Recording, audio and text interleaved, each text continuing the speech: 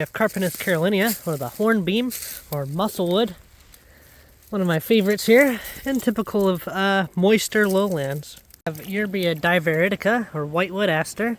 And then over here, we have one of the more common orchids of southern New England, and this is Plethanthera clavellata, and you typically find it along creeks like this. It has little green flowers. They also call it the hookspur orchid, or little club. They're very common and they're very beautiful. It's always nice to find an orchid. We have Rhizominium, Rhizominium punctatum, or dotted time moss. It's a relatively uncommon one, but I haven't really I've found it here and there. It doesn't really seem to follow any sort of pattern. And then right here we have an open skunk cabbage. Giant musclewood. This is one of the largest ones I've seen. It's probably 40 feet tall. It's over a foot thick. It's rare to see these that's this big. That is an old one. Holy smokes. Usually they're like, on average, I see them about maybe a half to quarter the size. Like the biggest I usually see in some forests is like this. But that's a big boy right there. That's awesome. Shade tree. Super slow growing.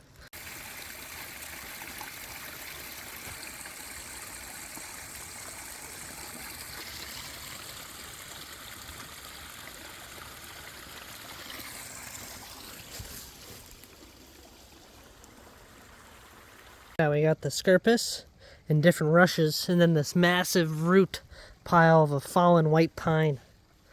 Look at that. That thing goes like 15 feet up in the air. There's iris in here. Yep, there's burr reed, which is what makes these little capsules here. Awesome. Love it. Roots on that skunk cabbage. Isn't that interesting? Erosion has opened up the roots to be visible. This cardinal flower, various sedges, and the massive fallen pine. Sphagnum, that thing's freaking awesome! Red sphagnum. Oh my god, I love it. Look at it. Beautiful. We have Michella repens, or partridge berry, and right next to it we have this ladder. And I'm going to come back for this. It used to be an old hunter's ladder. I'm going to bring it to the Shannock Fire Tower, which is, I don't know, 5 miles south of here. It used to be more accessible, but in 2022, someone vandalized the top of it and set it on fire. And then the fire department came and they removed the stairs, which is rather disappointing. Or they removed like the top few stairs. I'm just going to bring this up to it, hook it up. And then with time, I think I'll spend like $250 on some nice wood, or maybe like a steel, corrugated steel piece. And then I'm going to bring it up to the top, remake the basically platform, and then buy some really nice wood, or maybe even steel, and replace some of the boards that go up, because they're a little bit wobbly, a little bit when you step on them. So I want to fix the tower because it's like the only view area in this part of Rhode Island, and it's a shame that it's closed and not available to the public. It's such a cool spot. So I plan on doing stuff with it, until they rip the whole fucking thing down, which will be sad. Where I am now, it's transitioning into mostly just upland birchlands, and I guess it's a moister area. Deeper soils lead to the birches, and not as many pines. Where there's thinner soils and it's sandier, there's pines, and there's like white oaks and more heath. But you can see that this is more rocky with deep pockets of soil, rather than just like bedrock and then a thin layer of soil. So this area holds a little bit more water. That's why there's birches.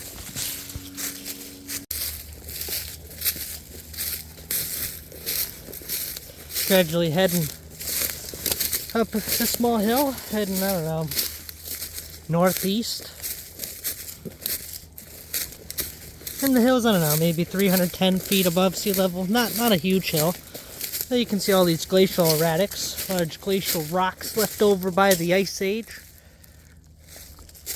Pushed over, pulled over, chopped up. And you can see we're getting higher. You can kind of see the horizon. Dry beachland.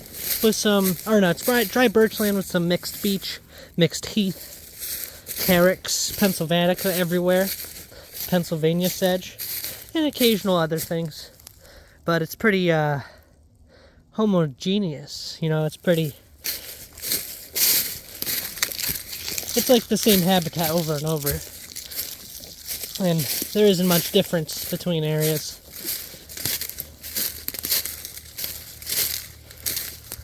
These beeches in here are growing thick with that Fruliana, the New York scalewort. Look at it all, turning the entire trunk almost black. Corium complicatum, or I think it's complicatum, I don't know, it's the crowded parchment. Isn't that nice? It's a common one that grows on all sorts of dead stuff. Some nice Calicladium imponens, and Atrichum and Polytrichum on this little rock outcropping, this little glade. And then you got another lowland, and then it rises back up again over there. There's a creek all the way down there. That's nice. And you can kind of see the horizon. Just kind of. If you maybe climb the tree, get a slightly better look at it. Polytrichum virginianum up here. You have a Lasalia, that's the grayish one. And then that one, that is an umbilicaria. Polytrichum juniperium, or the juniper haircap.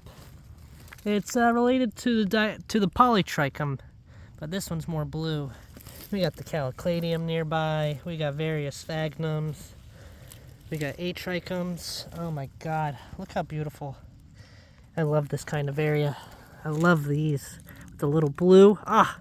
Now we're on a granite glade, and it's at probably a 45-degree angle, and it's just pure rock right underneath. Here we have a Diopterus marginalis, or what's left of it. There's your Polytrichum, various carexes, lots of moss. Look at that beautiful sphagnum. Isn't that nice? Love the contrast with the Calicladium. There's your Polytrichum, and right next to you there's the Polytrichum commune. So this is commune, and this is Juniperum, I think. There's some Michella repens climbing about. Oh, I love it. There's Bassania here too. There's your Bassania. There's your Pleurozium. There's your rock polypodes. Oh, I love it. Coptis trifolia. It's a little buttercup with a white flower in May. And it's common in shadier woods near pines. But yeah, Coptis trifolia. Very nice. One of my favorite ferns, it is Woodardea areolata. It is the, I don't know, netted chain fern. I love these. These are relatively uncommon, but I've been finding them with pretty good luck here in streams and whatnot. It's an extremely beautiful fern. And these are the sori, or the fertile bits. The fruits on the Carpinus carolinea are the seeds, and they spin down, as you can see. Isn't that nice? I'm going to be following this creek down to the Beaver River, and this is a perfect example of Clethra briarlands. It is a pain in the butt to get through. It's just briars that leap over. Ugh. But I'm going down it. Nice little creek here. The creeks tend to be somewhat a little bit more open. Cuscuta, or dodder. It's a parasitic plant that, you know, it just has these small white flowers and it climbs all over stuff. It's usually found in wetlands, but occasionally in areas that aren't as wet. Parasitic of Woodardea here. Look at it all. And it's kind of boggy. It's kind of floating.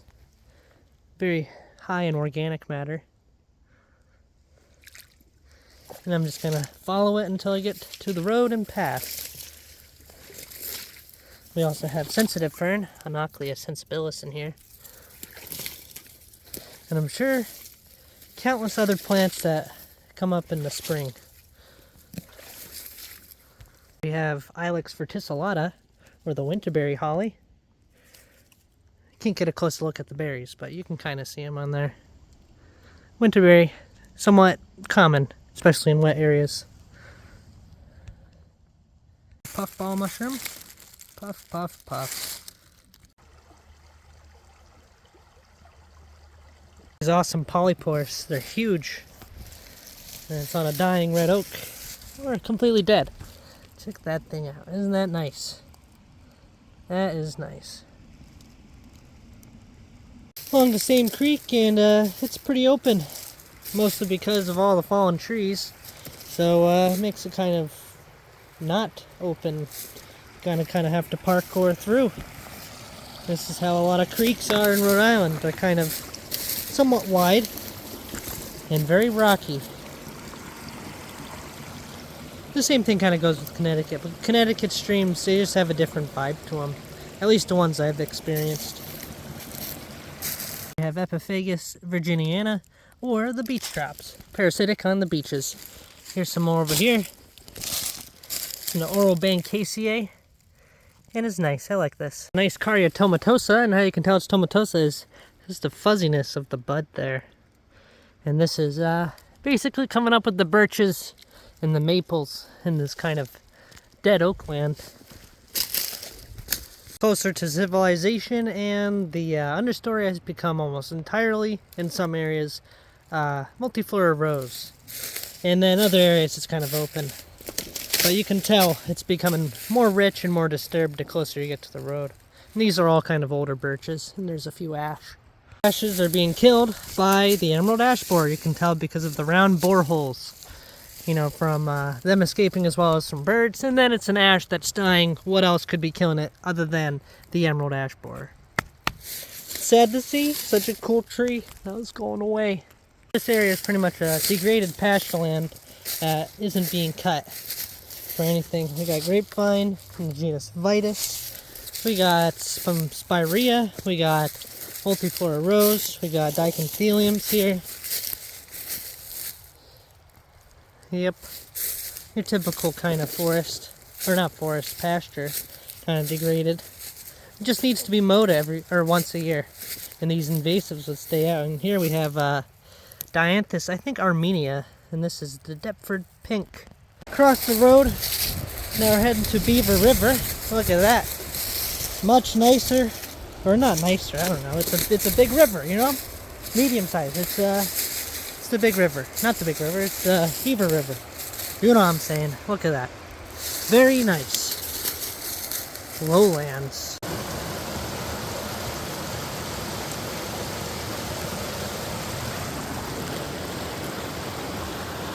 Talking about is the Japanese spirea. It's spreading into the forest. It's not good. People are overusing it and it's coming into the forest. It's going to take over. Even though it is pretty, it doesn't do anything for the wildlife. And these are all little seeds, so it's invasive. It's going to be invasive as hell one day. The area was likely once a mill, and they had a mill building somewhere over here, and it probably processed wool, or maybe wood, like a sawmill, something like that. I'll follow this up, and you'll get to see pretty much where the old mill used to be. Because I bet you that's the foundation over there. We have the black elderberry, or Sambucus canadensis, white flowers in the late summer, like July, and then black berries on a pink umbel. You can't eat them. I don't really like the flavor, but it's a cool one. Nice native shrub. Typically growing along wetlands like these, or along rivers and streams. Alright, so this is where the old little mill used to be. You can see right here. This is where there was likely the wheel, or maybe this is just collapsed. I think it's collapsed, but it definitely seeps through here, so maybe this is just like a dam, but this is definitely a spillway. Oh yeah, there it is, boom. This is where the wheel would turn, and that's the old, I guess, axle thing. It used to be maybe set up right here, or somewhere else right here, and it's since collapsed. Spinning a wheel for power. That's awesome. And then this was likely a little, I don't know, an area where it could come down. A little spillway thing. Beautiful granite architecture.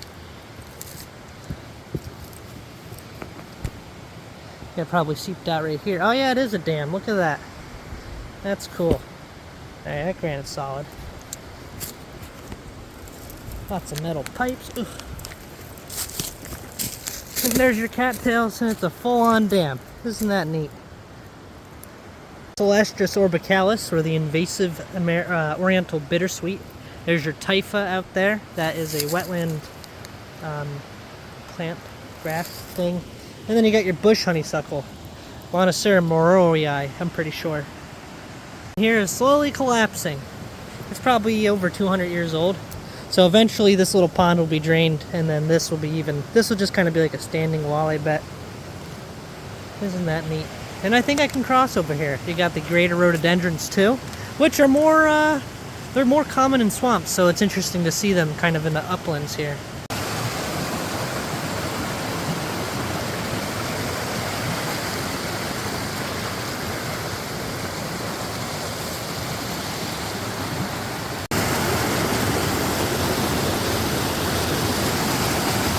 Open oak beech forest.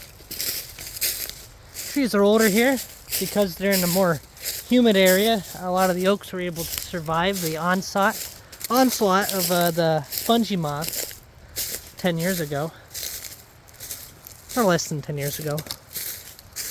Pyrola americana, or the American wintergreen, and it's more common in birch forest than in the kind of oak heath that I was in earlier. It is more common in the lower lands, this being one of them. Young black birch thicket. Tons of, well, basically it's just a dense forest of black birches. Common in areas that were cleared or killed by insects. Section got salvaged. So basically they're able to come back and save the wood from some of these oaks. Far enough as I'll get up on this pine tree, nearly to the top, but there you can see just about how flat Rhode Island is, and how hazy it is on this beautiful February day. High of like 57 or something. And now I'm gonna get down. From a distance, not a bad climb. Maybe got like, I got to the near top. It's like 30 feet. The hardest part was definitely getting from the ground to these first set of stems, but you jump up and you just do a pull-up, and then you just drag yourself up. We're on this little upland grassland. Here we have Comptia peregrina, or sweet fern, which smells nice. And then we got Tridens flanis, I think, or flavus, which is purple top grass. Relatively common grass. They're very beautiful, and they're tall. And then you have purple love grass, and that's Ergostagus or something like that. It's very cool. I love areas like this. That's Tridens flavus. Tridens flavus. Purple top. I love them. Large declining Kalmia latifolia, or mountain laurel. Likely declining due to just forest disturbance slash just the entire ecosystem change. It used to be a red oak forest, and now it's not. It's an open birch forest, part shade, so it's suffering from the increased heat and sunlight. Sometimes they can take it well, sometimes they can't.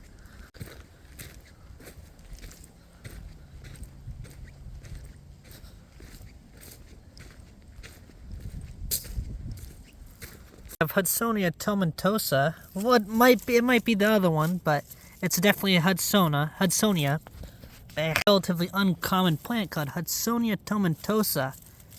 Isn't that interesting? Yellow flowers in the spring, and it's here and there. It's typically a coastal or sand plant, but here it's growing in the kind of, it's not really sand, but it's very sandy soil in these highlands up on top of this hill in south central-ish Rhode Island. Hudsonia tomentosa. That's awesome. I rarely see that. Pinus strobus grove here. Not too many young, but some big ones. Black birch here and there. It's pretty nice. Now we're in the floodplain of the Beaver River. Sphagnum and maples and birches. Some plethora here and there. Rafts of debris. And here it is. This is the same one I crossed earlier. And is it as big as I think it would be? Yeah.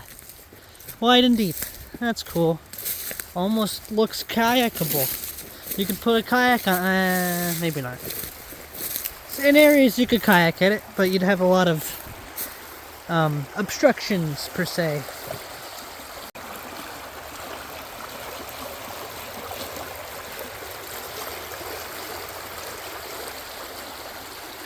Pseudomogedon attenuatus, or the tree skirt moss. Love to find it. Typically find it in wet areas near streams and rivers. Isn't that cool? Pseudomogedon attenuatus. Beautiful Ilex opaca. In the evening light.